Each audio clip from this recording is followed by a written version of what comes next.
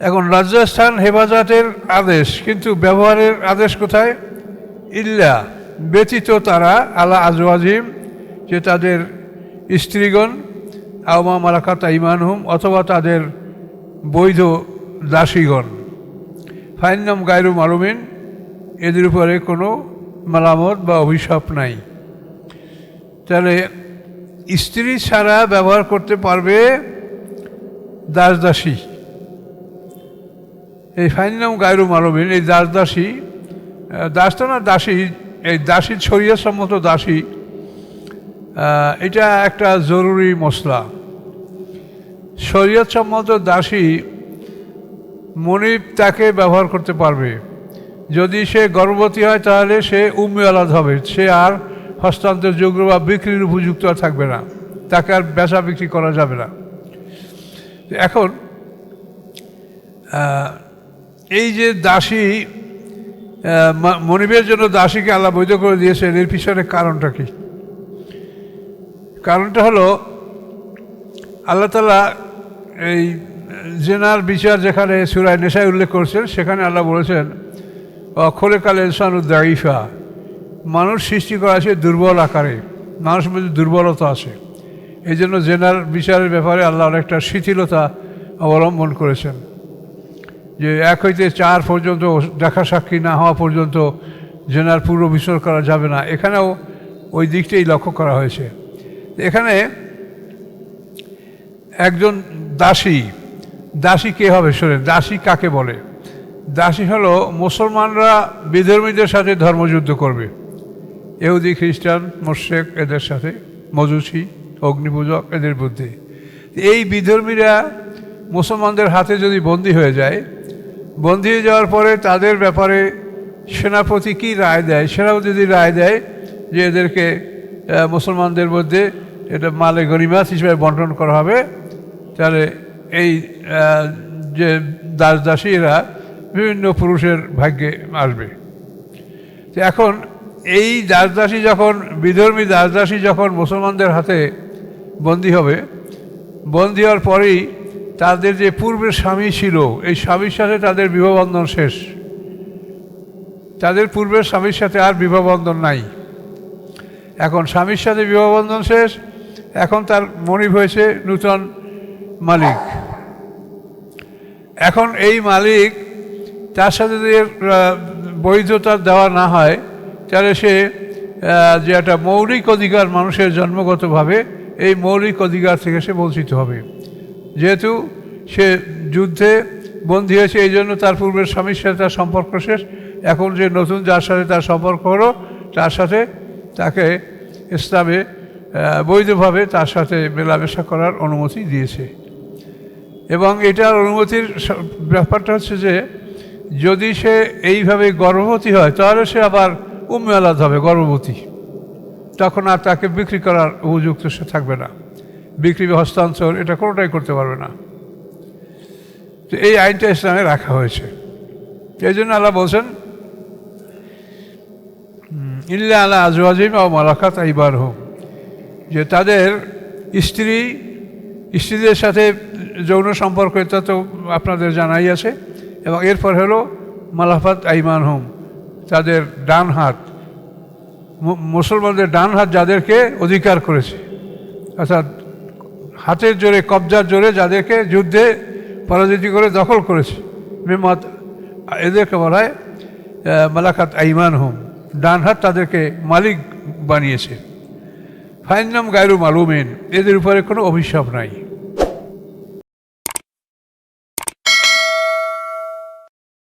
আসসালামু আলাইকুম। সম্মানিত সুধীমণ্ডলী, আমরা আজকে সূরা মুমিনুন 18 পারা, এই মুমিনুন থেকে আমরা আলোচনার ধারাবাহিকভাবে শুরু করতে যাচ্ছি ইনশাআল্লাহ। আউযু বিল্লাহি মিনাশ শাইতানির রাজিম, বিসমিল্লাহির রহমানির রহিম। কদ আফলাহাল মুমিনুন, নিশ্চয়ই জয়যুক্ত হলো মোমেনরা। আল্লাহ ঘোষণা করে দিলেন জয়যুক্ত হলো মোমেনরা। কোন মোমেন সেটা সামনে বলছেন। আল্লাযীনা হুম ফি সালাতিহিম খাশিউন, যে সমস্ত মোমেনরা নামাজে বিনয়ী অবস্থায় থাকে। নম্রতা ভদ্রতা সহকারে বিনয়ীভাবে নামাজ আদায় করে। এই মোমেন্ট ওয়াল্লাযীন আরে লাগবে মরিদুন। 3 নম্বর, যারা বাজে কথা বাজে কাজ থেকে বিরত থাকে। লাগ মানে ভেইন পারফরমেন্স, অযথা কথা, যে কথার কোনো মূল্য নাই। ওয়াল্লাযীনা হুম লিযাকাতি ফাইলুন, এবং যারা জাকাত আদায় করে। এখন এই ভেইন পারফরমেন্স এটা সম্বন্ধে কথা বলা দরকার, যে বাজে কথাটা এটাকে আল্লাহ তাআলা কয় নম্বরে নিলেন? 3 নম্বরে। আল্লাযীম বি সালাতিম খাশিউন আল্লাযীম লাগবে মরিদুন, 3 নম্বর। যেটার কারণ হলো যে এই যে বাজে কথা আমরা মুখ থেকে যা বলি সবই ফেরেশতায় লেখে। এখন ফজরের নামাজের সময় আমরা মনে করেন 500টা শব্দ আমরা আল্লাহর কালাম জিকির আজকার করলাম, এরপর ফজর থেকে জোহর পর্যন্ত 8 ঘন্টার সময় আমাদের পার হয়, ধরেন অ্যাপ্রক্সিমেট এটা। এই সময়ের মধ্যে যদি আমরা হাজার হাজার বাজে কথা বলি, সে কথাগুলো লেখা হবে। তখন ওই ন্যাকামল এবং বদামল যদি ওজন করা হয়, তখন দেখা যাবে যে আমাদের বাজে কথা এটা ভারী হয়ে গেছে, তখন আমরা জয়যুক্ত হতে পারবো না। এই জন্য জিহ্বাকে সংযত রাখা জয়যুক্তের জন্য এটা অত্যন্ত জরুরি। এইভাবে ভালো কাজ ভালো কথা এগুলি ছাড়া অন্য যেগুলি আছে খারাপ কাজ খারাপ কথা অযথা কথাবার্তা, এগুলি থেকে আমাদের বিরত থাকতে হবে। ওয়াল্লাযীনা হুম লিযাকাতি ফাইলুন, এবং যারা জাকাত আদায় করবে। ওয়াল্লাযীনা হুম লিফুরুজিহিম হাফিজুন, যারা তাদের লজ্জাস্থানকে হেফাজত করবে। এখন লজ্জাস্থান হেফাজতের আদেশ, কিন্তু ব্যবহারের আদেশ কোথায়? ইল্লা ব্যতীত তারা আলা আজওয়াজিহিম, যে তাদের স্ত্রীগণ, আও মা মালাকাত আইমানুহুম, অথবা তাদের বৈধ দাসীগণ। ফাইন্নাম গায়রু মালুমিন, এদের উপরে কোনো মালামত বা অভিশাপ নাই। তাহলে স্ত্রী ছাড়া ব্যবহার করতে পারবে দাস দাসী। এই ফাইন্নাম গায়রু মালুমিন, এই দাস দাসী, দাসটা না দাসী, এই দাসী শরীয়ত সম্মত দাসী, এটা একটা জরুরি মসলা। শরীয়ত সম্মত দাসী মনিব তাকে ব্যবহার করতে পারবে। যদি সে গর্ভবতী হয় তাহলে সে উম্মে আলাদ হবে, সে আর হস্তান্তরযোগ্য বা বিক্রির উপযুক্ত আর থাকবে না, তাকে আর বেচা বিক্রি করা যাবে না। এখন এই যে দাসী, মনিবের জন্য দাসীকে আল্লাহ বৈধ করে দিয়েছেন, এর পিছনে কারণটা কি? কারণটা হলো আল্লাহ তাআলা এই জেনার বিচার যেখানে সূরা নিসায় উল্লেখ করছেন, সেখানে আল্লাহ বলেছেন খোলেকাল ইনসানু দাঈফা, মানুষ সৃষ্টি করা আছে দুর্বল আকারে, মানুষের মধ্যে দুর্বলতা আছে।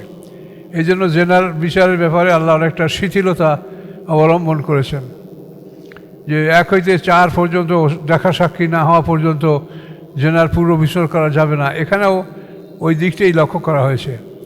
এখানে একজন দাসী, দাসী কে হবে শোনেন, দাসী কাকে বলে? দাসী হলো মুসলমানরা বিধর্মীদের সাথে ধর্মযুদ্ধ করবে, ইহুদি খ্রিস্টান মুশরিক এদের সাথে, মজুসি অগ্নিপূজক এদের মধ্যে। এই বিধর্মীরা মুসলমানদের হাতে যদি বন্দী হয়ে যায়, বন্দী হয়ে যাওয়ার পরে তাদের ব্যাপারে সেনাপতি কী রায় দেয়? সেনাপতি যদি রায় দেয় যে এদেরকে মুসলমানদের মধ্যে এটা মালে গনিমাত হিসেবে বন্টন করা হবে, তাহলে এই যে দাস দাসীরা বিভিন্ন পুরুষের ভাগ্যে আসবে। এখন এই দাস দাসী যখন, বিধর্মী দাস দাসী যখন মুসলমানদের হাতে বন্দী হবে, বন্দী হওয়ার পরেই তাদের যে পূর্বের স্বামী ছিল, এই স্বামীর সাথে তাদের বিবাহবন্ধন শেষ। তাদের পূর্বের স্বামীর সাথে আর বিবাহবন্ধন নাই। এখন স্বামীর সাথে বিবাহবন্ধন শেষ, এখন তার মনিব হয়েছে নূতন মালিক। এখন এই মালিক তার সাথে যদি বৈধতা দেওয়া না হয়, তাহলে সে যে একটা মৌলিক অধিকার মানুষের জন্মগতভাবে, এই মৌলিক অধিকার থেকে সে বঞ্চিত হবে। যেহেতু সে যুদ্ধে বন্দী হয়েছে, এই জন্য তার পূর্বের স্বামীর সাথে তার সম্পর্ক শেষ। এখন যে নতুন যার সাথে তার সম্পর্ক হলো, তার সাথে তাকে ইসলামে বৈধভাবে তার সাথে মেলামেশা করার অনুমতি দিয়েছে। এবং এটার অনুমতির ব্যাপারটা হচ্ছে যে যদি সে এইভাবে গর্ভবতী হয় তাহলে সে আবার উম্মে হবে, গর্ভবতী, তখন আর তাকে বিক্রি করার উপযুক্ত সে থাকবে না। বিক্রি বা হস্তান্তর এটা কোনোটাই করতে পারবে না। তো এই আইনটা ইসলামে রাখা হয়েছে। এই জন্য আল্লাহ বলছেন ইল্লা আলা আজওয়াজিম ও মালাকাত আইমানুহুম, যে তাদের স্ত্রীদের সাথে যৌন সম্পর্ক, এটা তো আপনাদের জানাই আছে। এবং এরপর হলো মালাকাত আইমানুহুম, তাদের ডান হাত, মুসলমানদের ডান হাত যাদেরকে অধিকার করেছে, অর্থাৎ হাতের জোরে, কবজার জোরে যাদেরকে যুদ্ধে পরাজিত করে দখল করেছে, মেমাত, এদেরকে বলা হয় মালাকাত আইমানুহুম, ডান হাত তাদেরকে মালিক বানিয়েছে। ফাইন্নাম গায়রু মালুমিন, এদের উপরে কোনো অভিশাপ নাই। ফামানিফতা করা যালিকা ফাউলাইকুম আদুন, অতঃপর যারা অনুসন্ধান করবে এর বাইরে তারা হবে সীমা লঙ্ঘনকারী। এর বাইরে যদি কেউ যৌন আচরণ করতে চায়, পুরুষ মৈথুন বা হস্তমৈথুন বা বিভিন্ন রকমের যে কোনো পন্থা অবলম্বন করবে, আল্লাহ বলছেন তারা এটা গায়রু, এটা আল্লাহ বলছেন যে এটা তারা অভিশপ্ত হবে। ফমানিফতা করা যালিকা ফাউলাইকুম আদুন। তো এইভাবে এই যৌন সম্পর্কে আল্লাহ তাআলা এই বৈধতা আল্লাহ দিয়েছেন। ওয়াল্লাযীনা হুম লিআমানাতিহিম ওয়া আহাদিহিম রাউন, এবং যারা আমানাত এবং আহাদ রক্ষা করে। আমানাত হলো বিরাট ব্যাপার, এই কোরআন হচ্ছে আমানাত। ইন্না আরাদনাল আমানাতা আলাস সামাওয়াতি ওয়াল আরদি ওয়াল জিবালি, আল্লাহ বলেন আমি আমার আমানত উপস্থাপন করেছিলাম আলাস সামাওয়াতি ওয়াল আরদি ওয়াল জিবালি, পাহাড়ের উপরে, আসমানের উপরে এবং পৃথিবীর অন্যান্য যত বড় শক্তি তাদের কাছে আমি আমার আমানত পেশ করতেছিলাম।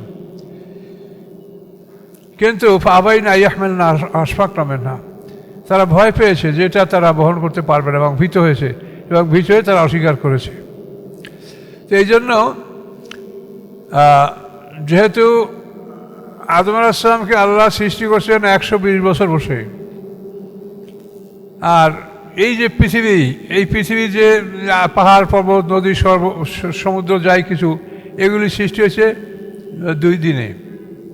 2 দিনে পৃথিবী সৃষ্টি হয়েছে, 2 দিনে পৃথিবীর মধ্যে পাহাড় পর্বত নদী সমুদ্র ইত্যাদি সৃষ্টি হয়েছে এই 4 দিন, বাকি 2 দিনে আকাশ এবং চন্দ্র সূর্য এই 6 দিন, এবং 7ম দিনে শনিবার দিন আল্লাহ কিছু করেন নাই। এটা হলো সৃষ্টির নিয়ম, যেটা কোরআনে বলা আছে। তো এজন্য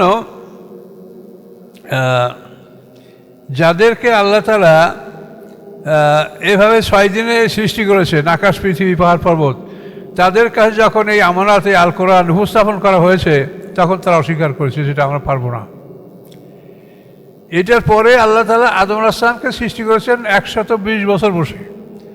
আদম আলাইহিস সালামের জন্য মাটিটা নেওয়া হয়েছে, সেই মাটিটাকে আল্লাহ তাআলা 40 বছর পর্যন্ত বিভিন্ন পানি দ্বারা ভিজিয়েছেন, তারপর দ্বিতীয় 40 বছর সেটা রৌদ্রে শুকিয়েছেন, তৃতীয় 40 বছর সেটাকে মানে গাড়া কাদায় পরিণত করেছেন, 3 লাজিম। এই 120 বছর বসে আদম আলাইহিস সালামের মাটিটাকে তৈরি করে আদম আলাইহিস সালামকে সৃষ্টি করেছেন। আর আদম আলাইহিস সালামের মাটির সাথে আমাদের মাটিটাও ওই একই সঙ্গে এভাবে করা হয়েছে।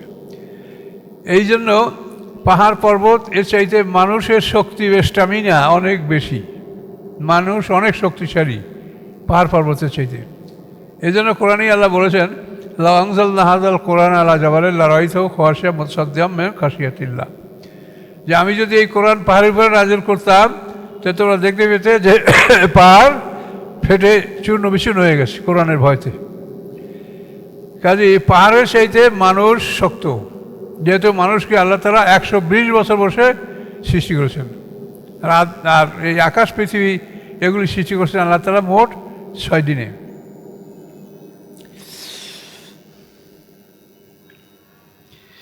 আল্লাযীনা হুম আমানাতি মহাদিব রাউন, যারা আমানাত, এই যে আল্লাহর কাছে ইন্নি আরাধনাল আমানাতা,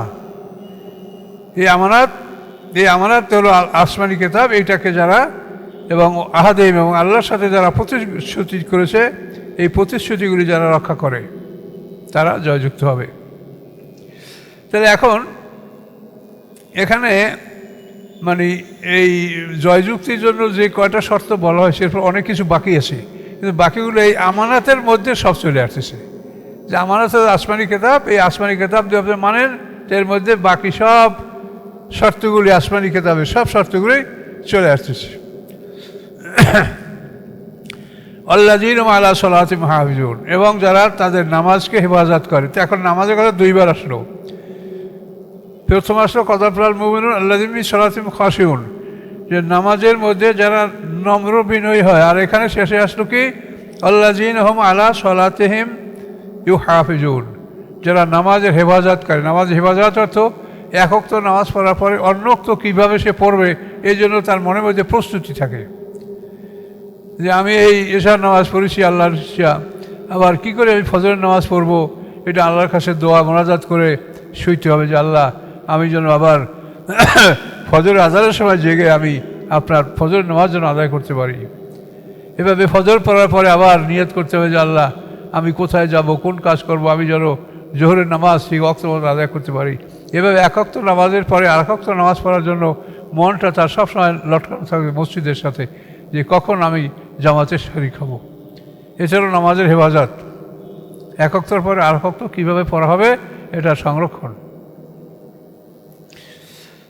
যে নামাজের কথা এখানে দুবার বলা হয়েছে এই একই সূরায়, যে নামাজের মধ্যে নম্র বিনয়ী হইতে হবে। আল্লাহ রসুলের সামনে এক সাহাবী নামাজ পড়ছেন, রুকু সেজদা ঠিক মতো করেন নাই, যেরকম ওই পর ওই রকম হাফুর হুফুর করে তাড়াতাড়ি নামাজ পড়ছেন। আর রসুল বলছেন সল্লে ফাইন্ডা কালাম তো সল্লে, এই তুমি নামাজ পড়ো, তুমি নামাজই পড়ো নাই। এখন ও তো জানে না, আবার পড়ছে নামাজ। আর রসুল বলে এই সল্লে ফাইন্ডা কালাম তো সল্লে, তুমি নামাজ পড়ো, তুমি নামাজই পড়ো নাই। আবার রোলো করে করে নামাজ পড়ে। তৃতীয়বার আল্লাহ রসুল এই তুমি নামাজ পড়ো নাই, পড়ো। ওই রকমই পড়ছে। ইয়া রসুল আমি তো এইরকম জানি। তখন আল্লাহ রসুল একটা ধরে দেখাই দিলেন যে না, তোমার নামাজ হয়নি।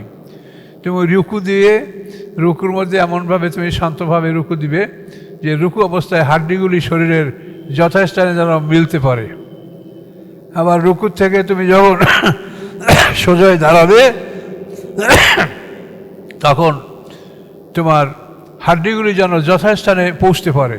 আপনি দাঁড়ায় এরকম শক্তই থাকলেন, আবার সেজদায় চলে গেলেন, তাহলে কিন্তু হলো না। শরীয়তের মসলাটা হলো যে আপনি প্রত্যেকটা কাজ রুকু করবেন, সে সময় হাড্ডিগুলি যেন আপনার যথাস্থানে উপস্থিত হতে পারে। আবার যখন রুকু করে সোজায় দাঁড়াবেন, তখন দাঁড়ানোর অবস্থায় আপনার দেহের হাড্ডিগুলি যেন যথাস্থানে পৌঁছতে পারে। এরপর ওখান থেকে আপনার সেজদায় যাবেন, সেজদায় যাওয়ার পরে আপনার হাড্ডিগুলি দেহের জোড়াগুলি যেন যথাস্থানে পৌঁছতে পারে। আপনার এরকম শক্ত ইয়ে থাকলেন, আবার শক্ত ইয়ে উঠলেন, তাহলে আপনার হলো না নামাজ। আমাকে এই যে আল্লাহ সলাত এবং খাসেন বলেছেন নম্রতা, এখানে আপনার এই জিনিস লক্ষ্য রাখতে হবে যে আপনাকে খুব নরম নরম অবস্থা আপনি নামাজে দাঁড়াবেন। আপনার পাশে যে আছে সে যেন আপনার কাছে শক্ত না লাগে। সে শক্তিশালী হইতে পারে, দুর্বল হইতে পারে, কিন্তু আপনার পাশের লোকটা যেন আপনাকে নামাজে কঠিন না পায়, আপনাকে যেন সে নরম পায়, নম্র ভদ্র সুন্দর পায়, এইভাবে লক্ষ্য রাখতে হবে। এখন এই গুণগুলির যারা মালিক হবে আল্লাহ বলেন উলাইকুমুল ওয়ারিসুন, এরাই হবে ওয়ারিস, এরাই হবে উত্তরাধিকারী। কিসের ওয়ারিস? আল্লাযীনা ইয়ারসুনা আল ফিরদাউসা হুম ফিহা খালিদুন, যারা জান্নাতুল ফিরদাউসের উত্তরাধিকারী হবে। হুম ফিহা খালিদুন, এবং তারা অনন্তকাল তারা থাকবে। ওয়ালাকাদ খালাকনাল ইনসানা মিন সুলালাতিন মিন তিন, নিশ্চয়ই আমি সৃষ্টি করেছি মানুষকে সুলালাতিন মিন তিন, মাটির নির্যাস হতে। মাটির থেকে যে নির্যাস নেওয়া হয়েছে, এর থেকে আল্লাহ তাআলা আমাদের সৃষ্টি করেছেন। আদম আলাইহিস সালাম সৃষ্টি করেছেন মাটি দ্বারা। ওই সময় আমাদের মাটি আদমের মধ্যে ছিল। এরপর আদম থেকে হাওয়া সৃষ্টি হয়েছে জান্নাতে। এই আদম হাওয়া জান্নাত সৃষ্টি হওয়ার পরে আমাদের মাটি যে আদমের মধ্যে ছিল, এটাকে আল্লাহ তাআলা বীজে রূপান্তরিত করে দিয়েছেন। এই বীজের মাধ্যমে পৃথিবীতে আমাদের বংশ বিস্তার হচ্ছে। এটা বলে সুরাতে মিন তিন, মাটির নির্যাস হতে। সুম্মা জাআলনাহু নুতফাতান ফি কারারিন মাকিন, অতঃপর আমি করেছি তাকে নুতফা, একটা বীর্য, ফি কারারিন মাকিন, একটা সুরক্ষিত স্থানে, মাতৃগর্ভে 3টা পর্দার ভিতরে সুরক্ষিত স্থানে আল্লাহ তাআলা আমাদেরকে স্থাপন করেছেন, সেখানে আমাদের জন্ম প্রক্রিয়া বর্ধন হয়েছে। সুম্মা খালাকনান নুতফাতা আলাকাতান, অতঃপর আমি সৃষ্টি করেছি এই নুতফাকে, এই বীর্যকে, আলাকা মানে একটা আলাকা শব্দ তো এই জোকের আরবিও আলাকা মানে লেগে থাকা। তো এখানে আলাকা শব্দটা লেগে থাকার অর্থ এখানে হবে না। লেগে থাকার অর্থ হবে, যদি সরাসরি বলা হয়, যেমন প্রথম সূরা নাযিল হয়েছে কি সূরা? আলাক, ইকরা খালাক, খালাকাল ইনসান আলাক। এইখানে আলাক, এই আলাক মানে ঝুলন্ত বস্তু। আর যেখানে একটার পর একটা বোঝানো হয়েছে সেখানে এটা হবে রক্ত। আলাক মানে রক্ত। এই তর্জমাটা কিন্তু 2 রকম হবে, এটা অনেকে বুঝতে পারেন না, না বুঝা গরমিল করে ফেলেন। বুঝতে পারছেন? তো এই ইকরা বিসমিতে আছে কি, ইকরা বিসমি রাব্বিকাল লাযী খালাক, খালাকাল ইনসানা মিন আলাক। এখানে আলাক থেকে সৃষ্টি হয়েছে। এই আলাক হলো ঝুলন্ত বস্তু, যেটা লেগে থাকে জরায়ুর স্কিনে। আর এখানে হলো সুম্মা খালাকনান নুতফাতা আলাকাতান, এই নুতফাকে আলাকা তৈরি করা হয়েছে। এই নুতফাকে আলাকা আছে, এটা মানে এখানে জমাট রক্ত, এটা বুঝতে হবে। এই তর্জমা দুইটা না বোঝার কারণে অনেকে গড়বড় করে ফেলেন। ফাখালাকনাল আলাকাতা মুদগাতান, অথবা সৃষ্টি করেছি এই জমাট রক্তকে মুদগাতান, এক টুকরা গোস্ত যা চিবানো যায়। ফাখালাকনাল মুদগাতা এজামান, অথবা সৃষ্টি করেছি আমি এই মুদগাকে, এক টুকরাকে হাড্ডিতে, আমি হাড্ডিতে পরিণত করেছি। ফাকাসাম নেজাম আলাহমা, অথবা আমি পুড়িয়ে দিয়েছি এই হাড্ডিকে গোস্ত। মানে চতুর্থ স্তর, 340-120 দিন। এই 120 দিনে যখন হাড্ডি হয়, হাড্ডির পরে ওর উপরে আল্লাহ গোস্ত পড়িয়ে দেন। সুম্মা আনশাকনাহু খালকান আখার, তারপর আমি সৃষ্টি করি তাকে অন্য এক সৃষ্টি। ফাতাবারাকাল্লাহু আহসানুল খালিকিন, মহিমাময় মঙ্গলময় আল্লাহ তাআলা সর্বোত্তম সৃষ্টিকারী তিনি। সুম্মা ইন্নাকুম বা'দা যালিকা মাইয়িতুন, অথবা তোমরা এরপরে মাইয়িতুন, এরপর তোমরা মৃত্যুবরণ করবে। এইভাবে তুমি পানি থেকে তুমি জমাট রক্ত হলো, জমাতে এক টুকরো গোস্ত হলে, তার থেকে তুমি হাড্ডি হলে, তারপরে গোস্ত ফোরানো হলো, এরপর তোমার কোন রকম সৃষ্টি করা হলো, এরপর তোমার প্রীতি আসার পরে, সময় পার হওয়ার পরে তোমার সামনে মৃত্যু। যালিকা সুম্মা ইন্নাকুম বা'দা যালিকা মাইয়িতুন, মাইয়িতুনের পরে সুম্মা ইন্নাকুম ইয়াওমাল কিয়ামাতি তুবআসুন, অথবা নিশ্চয়ই তোমরা কিয়ামতের দিন তোমাদেরকে আবার পুনরায় উঠানো হবে। তোমাদের সব কোথায় তোমরা ছিলা পৃথিবীতে, কেউ শ্মশানে, কেউ চিতায়, কেউ সেমিটেরি, ডোম, থিয়েটার, মানে যে যেখানে আছো বের করা হবে। ওয়ালাকাদ খালাকনা ফাওকাকুম সাবআ তারাইকা ওয়া মা কুন্না আনিল খালকি গাফিলিন, আল্লাহ বলেন নিশ্চয়ই সৃষ্টি করেছি আমি তোমাদের উপরে সাবআ তারাইকা, 7 আসমানকে, ওয়া মা কুন্না আনিল খালকি গাফিলিন, আমি সৃষ্টি সম্পর্কে গাফেল নই, অমনোযোগী নই, আমি সৃষ্টি করেছি তোমাদেরকে। ওয়ানজালনা মিনাস সামাই মা, নাজেল করেছি আমি আকাশ হতে পানি, বেকাদারেন, পরিণাম মতো। তো এই যে পানিটা পরিমাপ, এই পানিটা পরিমাপ হিসাবে আল্লাহ নাজেল করে। যদি বেশি হয় তাহলে বন্যা, কম হয়ে গেলে দুর্ভিক্ষ। কাজে এটা আল্লাহ তাআলা একটা মাপ সহকারে নির্ধারিত পরিবারে তিনি পানিটা নাজেল করেন। আনজালনা মিনাস সামাই মাআন বিকাদারিন ফাসকান্নাহু ফিল আরদি, আমি এই পানিটাকে শুষে দেই পৃথিবীর মধ্যে। এই পানিটাকে আল্লাহ তাআলা মাটির মধ্যে শুষে নেন। ওয়া ইন্না আলা যাহাবিন বিহি লাকাদিরুন, নিশ্চয়ই আমি ইহা নিয়ে যাইতে ক্ষমতা রাখি। আর যে পানিটা আমি নিয়ে যেতে পারি, মাটির মধ্যে থাকবে না, যে মাটির মধ্যে তোমরা খুঁজে পানি পাবে না, এটা আমি করতে পারি, কিন্তু আমি করি না। ফানশা'না লাকুম বিহি জান্নাতিন মিন নাখিল, আমি সৃষ্টি করেছি তোমাদের জন্য ওই পানির মাধ্যমে জান্নাত বাগান, মিন নাখিল খেজুরের, ও আনাব এবং আঙ্গুরের, লাকুম ফিহা ফাওয়াকিহু কাসীরা, এবং তোমাদের জন্য রয়েছে পৃথিবীতে বহু ধরনের ফল, অমিন্না তাকুলুন, এবং এই ফলমূল থেকে তোমরা খাদ্য গ্রহণ করে থাকো। ও সাজারাতান তাখরুজু মিন তুরি সিনা, এবং বৃক্ষ যা বের হয় তুরে সিনা, সিনাই পর্বত হতে। পাহাড় সাধারণত দুই প্রকার, তুরে সিনা, তুরে জিতা। তুরে সিনা হলো যে পাহাড়ে ফলমূলের গাছ আছে, আর তুরে জিতা হলো যে পাহাড়ে তেলের খনি আছে। পাহাড় হলো দুই রকম, তুরে সিনা, তুরে জিতা। এখানে আল্লাহ তুরে সিনার কথা বলেছেন, তাখরুজু মিন তুরে সিনা, এবং গাছপালা বৃক্ষ হয় সিনাই পর্বত থেকে। তুমি ধানে, এবং উৎপন্ন করে সেই গাছ বেদধনে মানে তেল, অসিফগুল্লিল আকিলিন, এবং খাদ্য গ্রহণকারীদের জন্য তরকারি সালুন। এই পাহাড়ের গাছ থেকেগুলো আমরা পেয়ে থাকি। ওয়াইনালাকুম ফিল আনামে লাইব্রাতান, নিশ্চয়ই তোমাদের জন্য আছে লাকুম ফিল আনামে, গৃহপালিত পশুর মধ্যে, চতুষ্পদ পশুর মধ্যে, লাইব্রাতান উপদেশ। কি উপদেশ? নুস্কিকুম মিম্মা ফি বুতুনিহা, আমি পান করাই উহাতে যা তার পেটের মধ্যে আছে। ওই পশুর পেটের মধ্যে দুধ আছে, এটা আমরা তোমাদের পান করাই। ওয়ালাকুম ফিহা মানাফিউ কাসীরা, এবং তোমাদের মধ্যে রয়েছে এবং তোমাদের জন্য রয়েছে ওই পশুদের মধ্যে অনেক উপকার। ও মিনহা তাকুলুন, এবং উহা হতে তোমরা ভক্ষণ করছো। ওয়ালাইয়া ওয়ালাল ফুলকে তুহমালুন, এবং এই পশুরা এবং আলাল ফুলক এবং নৌকাগুলি এর উপরে তোমাদেরকে আরোহণ করা হয়। তোমরা এই পশুদের উপরে আরোহণ করো এবং নৌকার উপর তোমাদেরকে বহন করা হচ্ছে। এইভাবে তোমাদেরকে ব্যবহার করার জন্য সুযোগ দেওয়া হচ্ছে। তো এ পর্যন্ত থাকলো 1 রকম পর্যন্ত। এখানে ওই পশুর পেটের মধ্যে বাইনে ফার্সেম দামেন দামানান খালাসান জায়গাল সার্ভিন অন্য জায়গায় বলা আছে। তো আমরা 1 রকম অগ্রসর হলাম এই সূরার। খুব গুরুত্বপূর্ণ সূরা এবং খুব গুরুত্বপূর্ণ মাসলা মাসাইলের মধ্যে আছে।